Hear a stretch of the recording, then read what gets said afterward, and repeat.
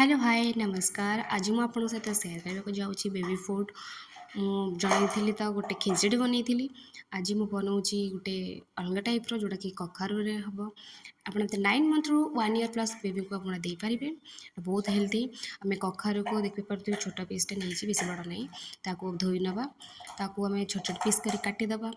Then आम pressure cooker बसैबा टे 2 चामच ना 1 चामच घी जीरा अल्प टिके ना फुटण टी सरी सोरिष आप देपारे। मुझे नहीं अदा अदा को काटिकी टे पकईदे टे फ्राए होगला रखि कखारू को आम पकईदे।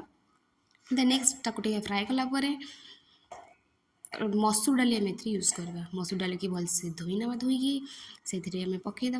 देन आम दुई 2-3 कप पानी देती तापर भात आप चाउल भी पकई पारे। भातटा बहुत बेटर हम। भात पकईदे जदि क्वांटिटी आम बेबी खाइब तो से हिसाब से टे लुण आउ टे हल्दी दवा। तापर मुझे 2 कप पानी देदेली कहीं धरनी आप क्वांटिटी हिसाब से पानी देवे गोलैदे। तापर आम हुइसिल देदेवा 4-5टा हुइसिल पूरा बनीज। तापर आप ट्राए करूँ थे देखिए बहुत हेल्दी बेबी बहुत बढ़िया। तो मुझे जन